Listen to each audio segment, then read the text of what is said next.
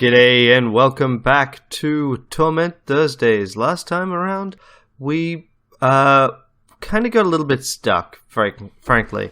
I really need the help of the Stitcher, but I don't really have a good way of dealing with that. At the moment, we checked out the caravanserai. There's a few bits and pieces I know we can still do. There's a quest. We could get ourselves another companion.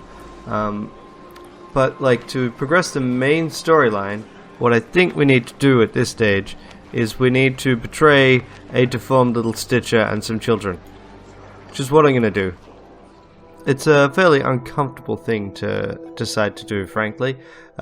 It puts me playing not the kind of person I like to play. But, you do what you must. So we're going to head down this way. And there's a whole lot of people I can talk to and some other bits and pieces I could probably pick up. Frankly, I just don't have the... At the moment, I really want to actually focus on getting the main storyline done.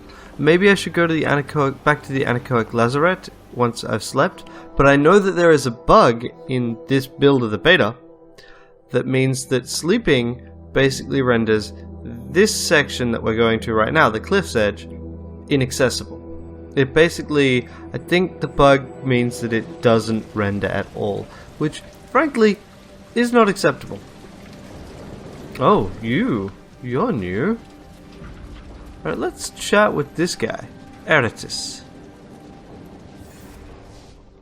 The first thing you notice about this wiry young man is a golden haze, the glow surrounding him. It sparkles in his eyes and gives his easy grin a warmth that you can feel right down to your gut. He spots you and straightens. I know what you're thinking. How in the world did you survive that crash, Eritis? The answer is, as always, backflips. But hold on. How did you know my name? Never mind. Not important. Of course you know my name. I'm Eritis. How did you... He plants his hands on his skinny hips and beams. How did you end up crashing the airship? I'm glad you asked. This is somewhat of an understatement. He looks ecstatic. I was climbing up the cliffs to Caravanserai to see how impossible it was when I saw a star falling towards the reef. He raises an earnest finger. I knew right then that finding that star was my destiny. He runs his hand through his curls. But what was I going to do? Climb down? Boring. Already did it the other way. Walk? Walk? Far worse. No fun at all.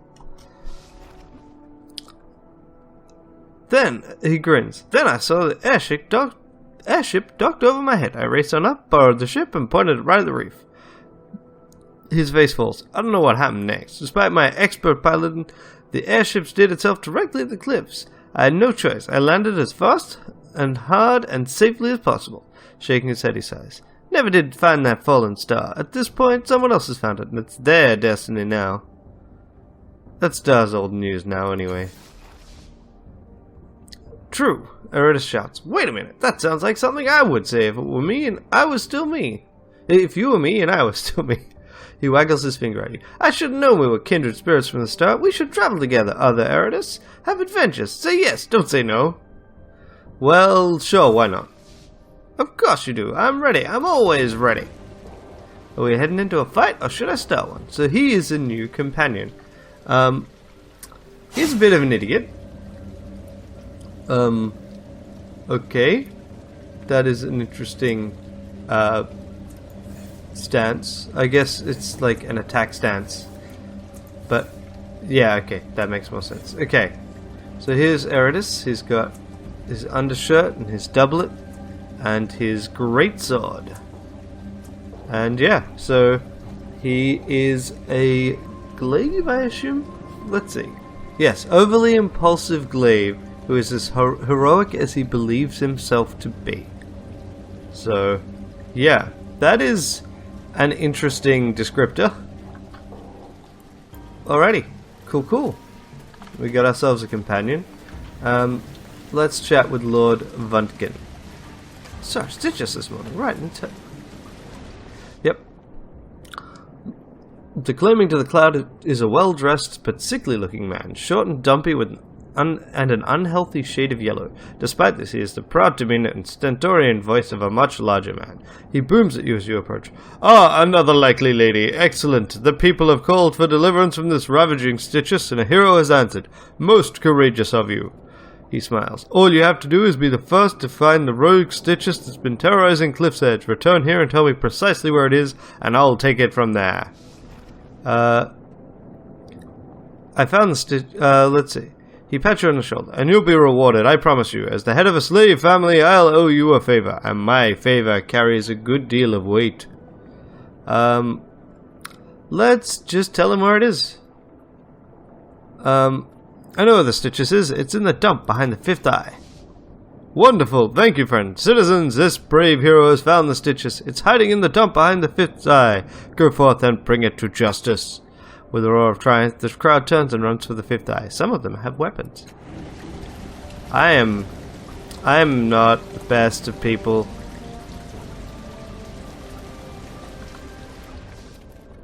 A few moments later, they all straggle back, cheering and hooting. Many of them have blood on their hands. They cluster around Lord Funkin. He holds up his hand. Citizens, while I cannot condone you taking the law into your own hands, it cannot be denied that because of you, Cliff's Edge and all of Sega's Cliffs is a safer place. He looks out across the crowd. I hope you've learnt a lesson here today, that our enemies are everywhere, and we can only defeat them by staying strong and vigilant. As the crowd cheers, Lord Funkin turns to you. And now, friend, for your reward, of which you deserve every shin, don't forget that I have considerable influence in the city. If you find yourself before the council, or you need something from the bureaucracy, you can count on my aid.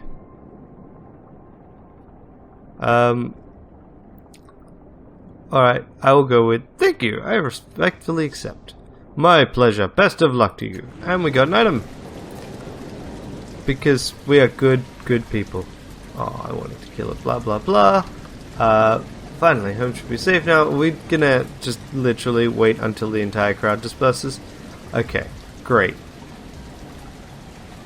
Hidden enemy is complete. And second skin. What's this? Okay. Ornament slot, why not? Heavy crossbow, that's right. Jelly, we already had. Our second skin, nope. Ah, here we go. Bonded slot. So it drops our speed pool but increases our health pool and gives us more defense. Yeah, we'll do that. We got a big speed pool anyway. So, yep, that's cool. So now if we head down to the Stitches, maybe they will be more helpful. And we are harder to kill, which is nice. Because, this is, unlike the tabletop game, we need to actually, we can't just choose to expend effort on defenses, which is kind of annoying. Okay, so we want to look at you guys.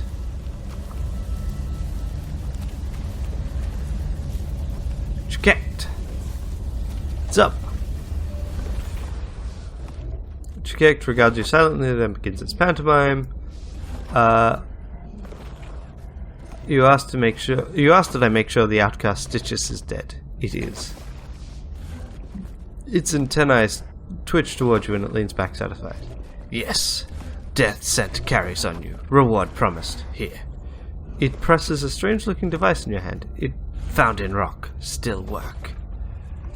That's all for now. Farewell. So, we got ourselves another reward. Which is what, exactly?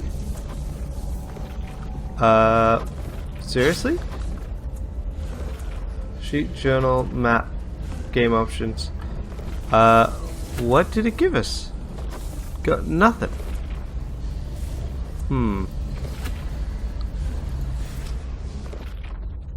Yep. Can you take me someplace under the city? I'd like to go to the Changing God Sanctuary. Nope.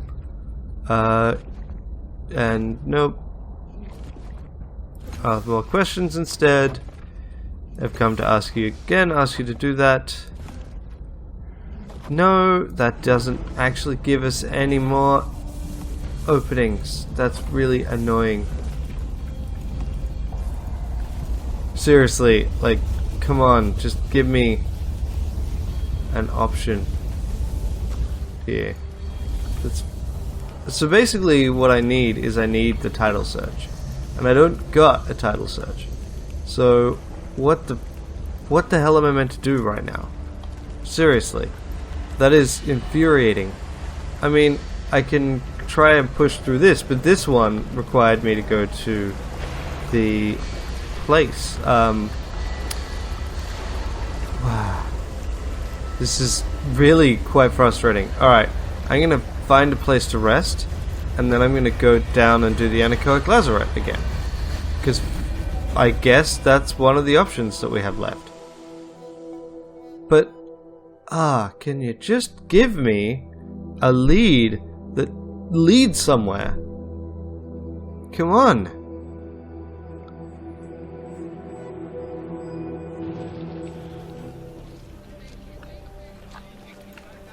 Like, seriously, there's gotta be something that I can do that will actually get me somewhere. Alright, I'm just gonna go talk to these two and rest. And if that cuts off Sega's Cliffs, that cuts off Sega's Cliffs. Also, there was actually meant to be an access to the clock. Okay. Do you have any... I'd like to sleep here. We would be honored if you were to choose to stay with us. We do request a small donation of 20 shins to offset our costs. He shrugs. We must rely on donations, even from our revered visitors. Fine. Whatever. Just let us rest. He restores all of our pools. Wake up. A woman says, and you do. She stands, arms folded, watching you with a grim expression. There's been another murder in the underbelly. A little mutant named Crooked Queek. Folsom wants some words with you. If I were you, I'd head down there now. Oh yeah. So, I think we should have actually pushed through that quest. You know what? That's not bad. Let's do that. We still got, you've still got your negative fettle. I thought that resting would remove the negative fettle. I'm pretty sure it's meant to. That may be a bug. I really wish they would just release another build. I know that they're planning on doing one more. It's just any issues I encounter in the build right now are kind of irrelevant. Okay, so Crooked Queek was down here.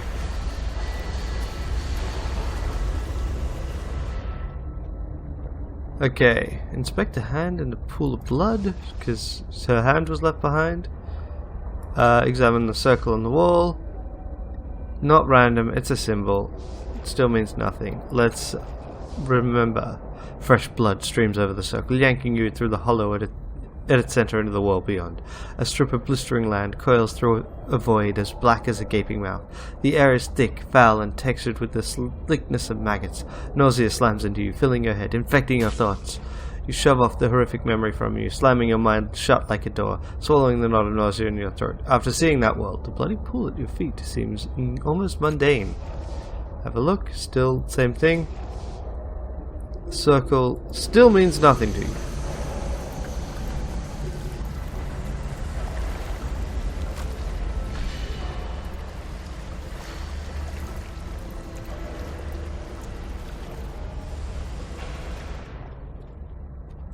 Someone else was murdered in your absence, Folsom says.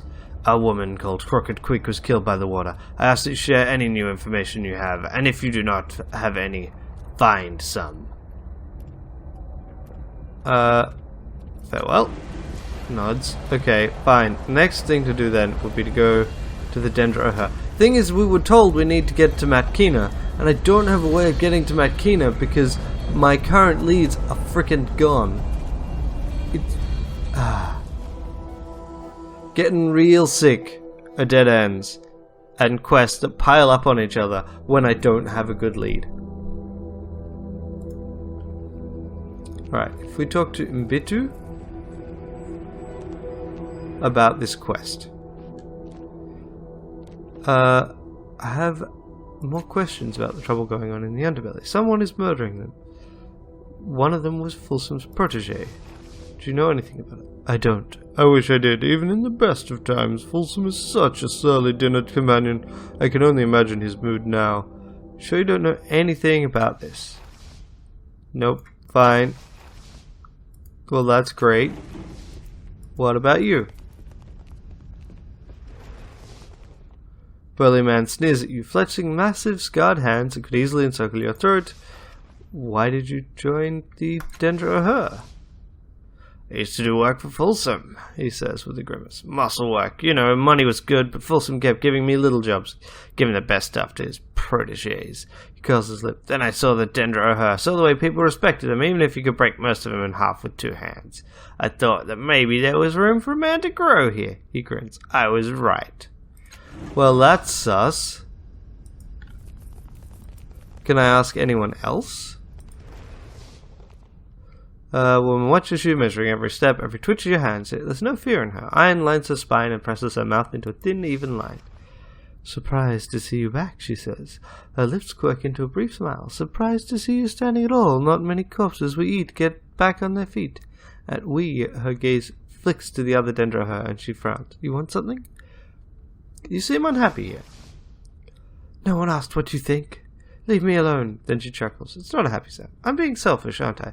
You let us eat you. Let us into your head. You don't deserve the edge of my tongue for asking if I'm all right. She rubs an eye with the heel of her hand. Fine. I'm not happy. I want to go. Satisfied? Why aren't you happy? Keep your voice down, she says, closing her eyes. Her hand slips wearily from her hairline down into her neck. I thought this was a place I could settle. For a while, I was sure. Should have known better. I don't last long in groups. Couldn't even stand my family. Was better off on my own, even though... She trails off. Your family abandoned you? No, she says, her eyes flare open. I abandoned them. It wasn't my new family. I knew that even then.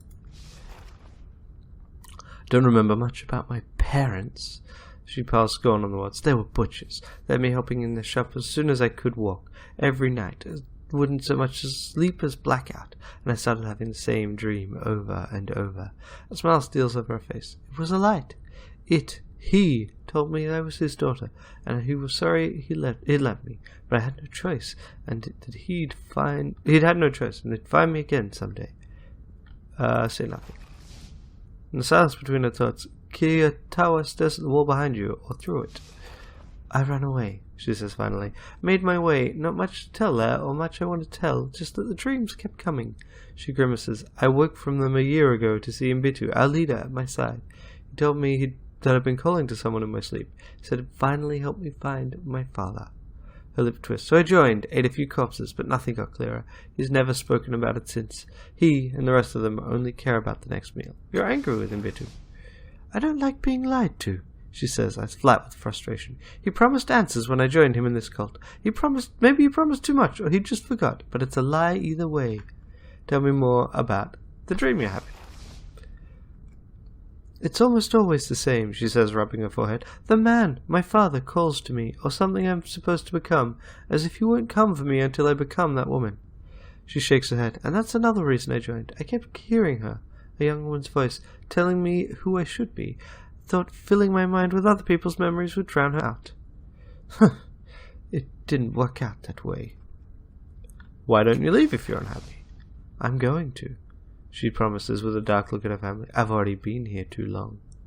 What about asking about something else? Nope. Okay, Mbitu. Got some more topics of conversation.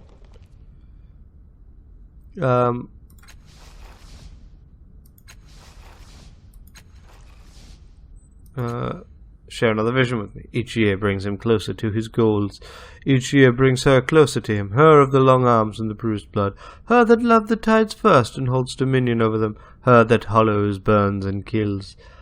He absentmindedly wipes a line of sweat from his withered forehead. Her breath is on your neck. The long race is done, and you have lost.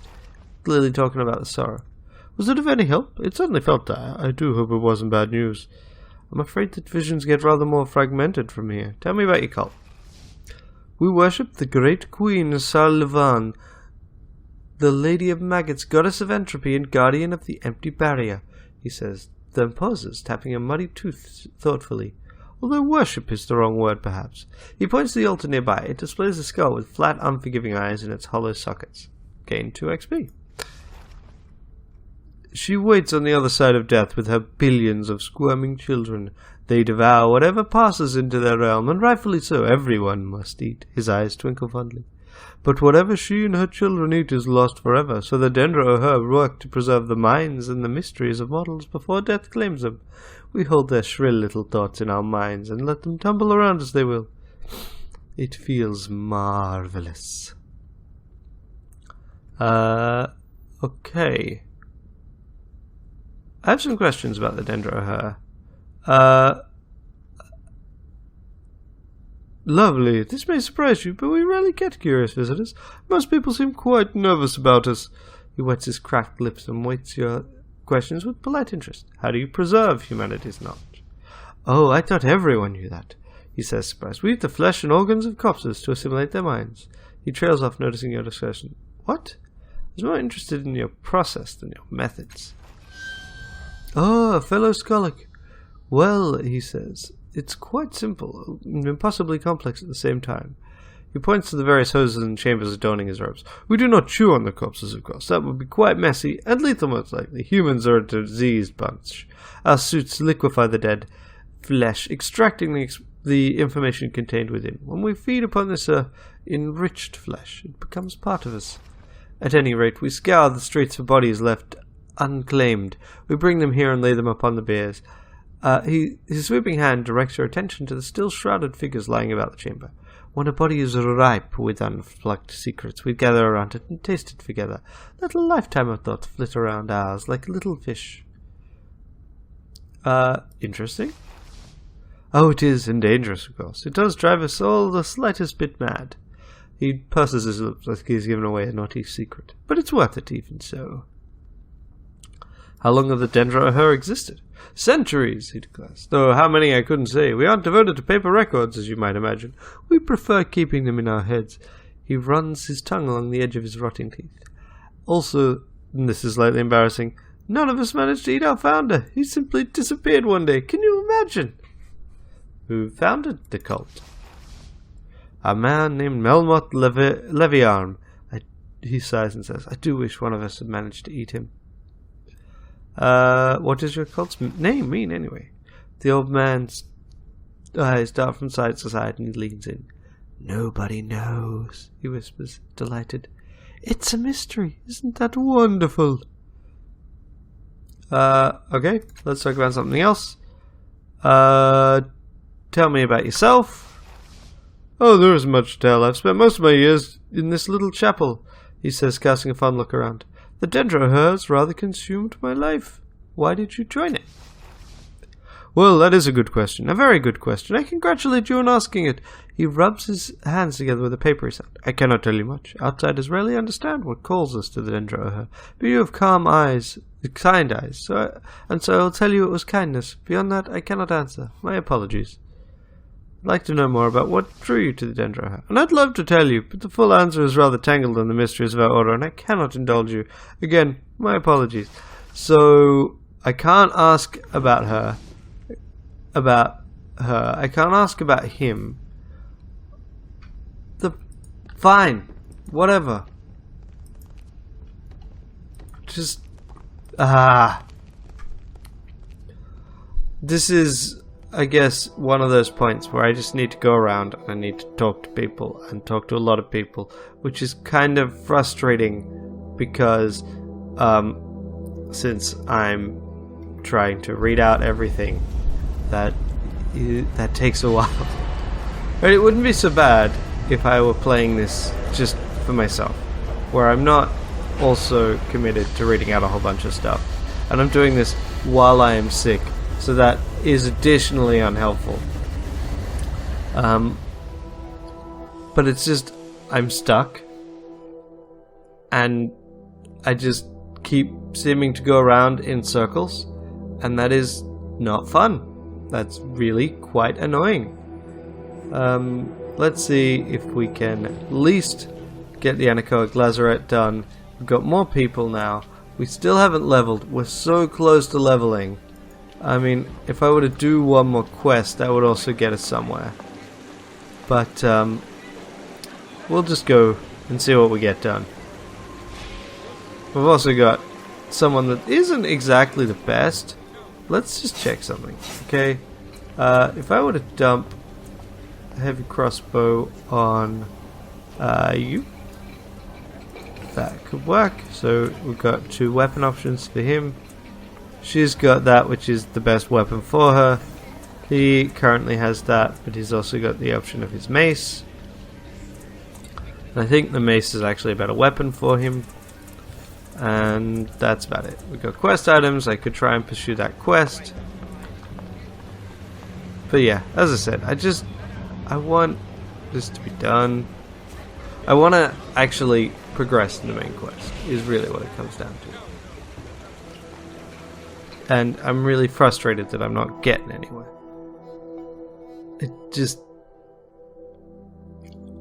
I have no idea what if anything I can get the Stitcher to move to. I can't actually progress with him until I learn the language. I can't seem to learn the language anyway, beyond remembering it. And maybe that was something I could have done with the Stitches in the dump, but I didn't seem to get any options regarding that. And so I haven't been able to trigger that memory. I think I need to level before I get a chance to do that, or to attune with the tides, which I need to already have got some things done to do. So really, there's a reason why I'm annoyed. Okay. Let's see if this is any better on a second load. I wonder if all the robots will be back. It's kind of funny, like the injured Vettel, nope, they're all back. For frag's sake.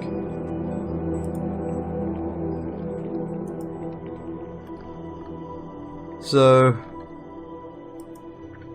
things I can interact with. Is there anything around? Ah, that looks interesting. So these things. Only have to go through a ton of drones to get there. Alright. So you have quite a beefy sword. Hard, challenging. Is challenging easier than hard?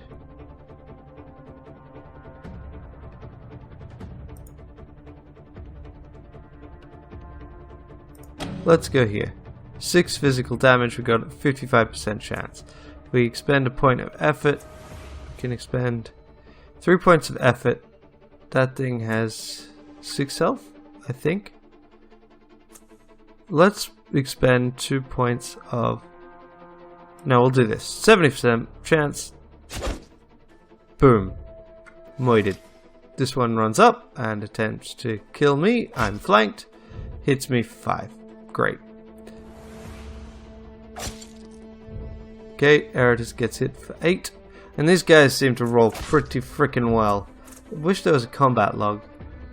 But, okay, now I actually get to do things.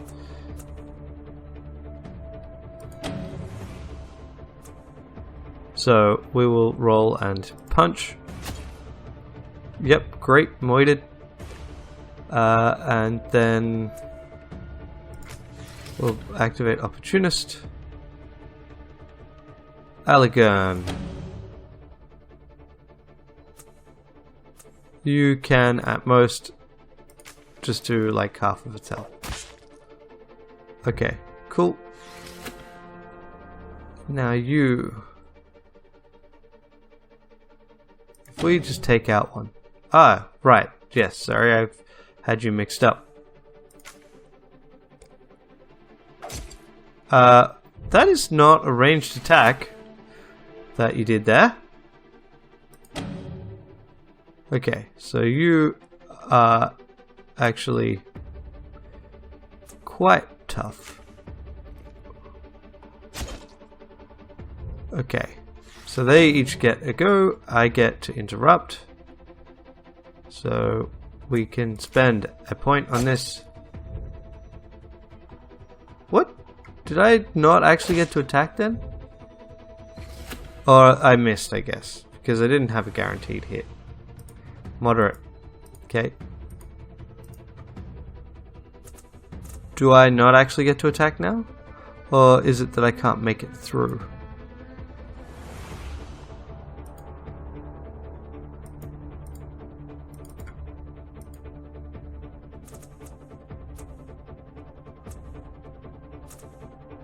Okay. Make a free recovery roll when incapacitated is not useful. You aren't useful. You allow us to hide.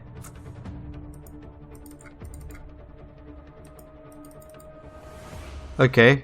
Last cast off. I'm gonna just skip your turn because I can't actually attack for reasons that are completely unspecified.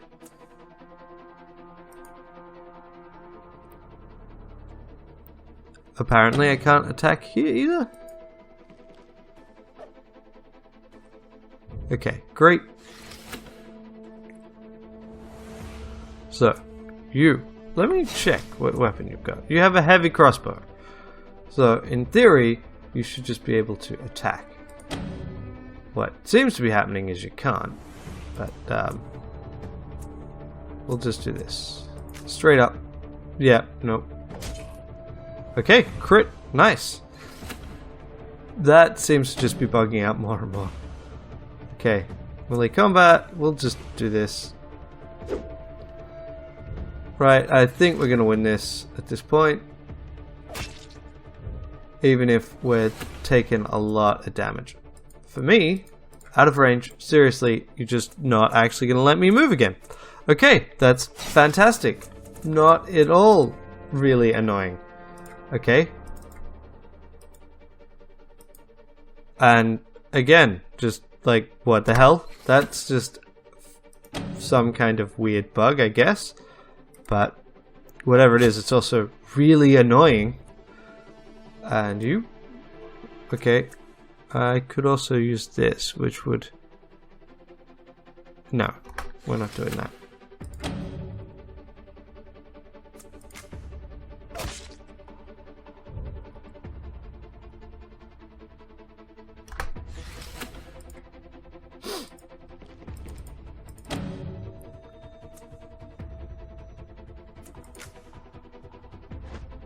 Curses. Oh well, it gets one more attack.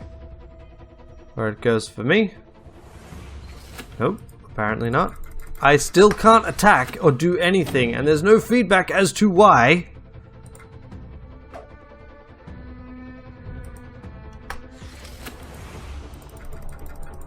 She also can't attack or move. And again, no feedback as to why. What the... Fine, she falls over. Can I attack now? Nope. Aligun? Can he attack? Yes. Okay. Now that the combat is over, can we actually move around? Yes. Got 2 more Peerless Drones to kill down here. Okay. You always seem to go first. I approve.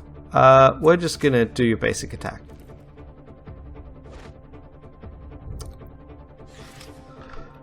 And there's nothing to really do down here beyond let ourselves get hit. There's no health concept here, so it's just you rack up an injury between fights. Which actually is kind of dumb just for other reasons. Okay, so now I can actually at least make an attempt to attack. Great. Now if I swap my weapons again... I mean, we'll do this next time. But yeah, Aligun, come in, hit him with your best shot. Great, you come in, hit him with your best shot. And then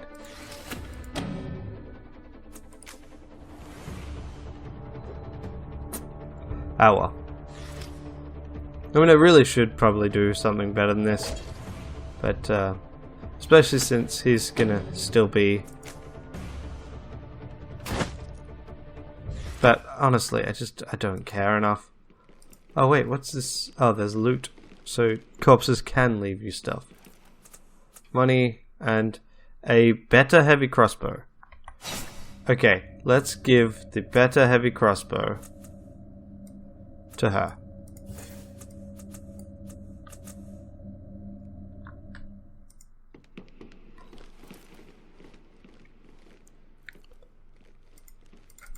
Oh, great, of course. We got this...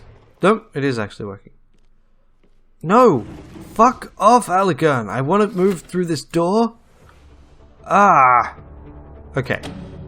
So we take out that one.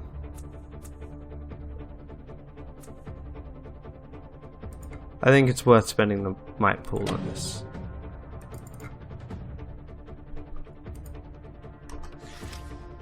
Apparently he just couldn't move though.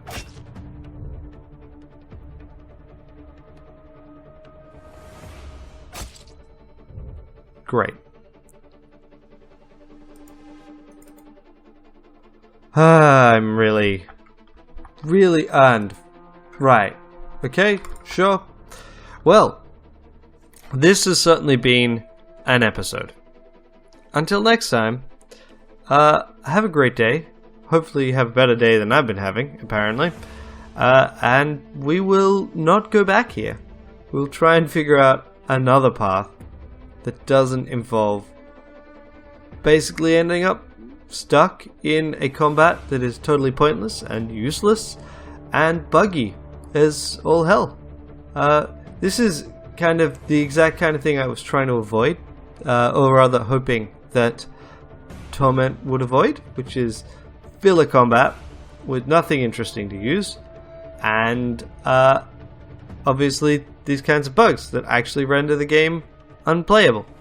So next time we'll see if I can find some other way of getting somewhere. Oh, hey, no, it actually freaking let me have a turn. That said, I'm pretty sure that my characters are stuck in a door that kind of but didn't open. So we're still gonna quit. Until then, bye.